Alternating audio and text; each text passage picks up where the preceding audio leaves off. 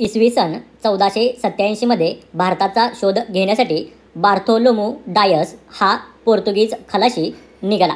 इसवी सन 1453 मध्ये Ottoman तुर्कांनी Constantinople हे शहर जिंकून घेतल्यानंतर युरोप आणि आशियाला जे जाणारे जे मार्ग आहेत कॉन्स्टँटिनोपल या शहरामधून, हे मार्ग सर्व बंद केल्यामुळे अनेक युरोपीय काय करायला लागले, आता भारताकडे जाण्यासाठी वेगवेगळ्या नव्या मार्गाचा शोध घ्यायला लागले. त्यामध्ये आहे 1487 मध्ये एक बार्थोलोमू डायस हा पोर्तुगीज खलाशी आहे, तो भारताच्या शोधासाठी निघालेला आहे.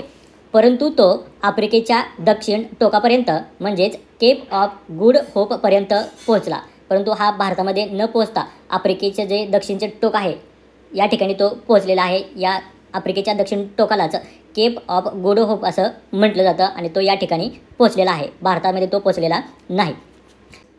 इसवी सन 1492 मध्ये भारताचा पश्चिमेकडे जाऊन शोध घेण्याच्या प्रयत्नात ख्रिस्तोफर कोलंबस अमेरिका खंडाच्या पूर्व किनाऱ्यावर पोहोचला. 1492 मध्ये भारताच्या शोधासाठी निघालेला ख्रिस्तोफर कोलंबस हा शेवटी अमेरिका खंडाच्या पूर्व किनाऱ्यावर जाऊन पोहोचला. म्हणजे ह्या व्यक्तीला सुद्धा भारताचा शोध लागलेला नाही.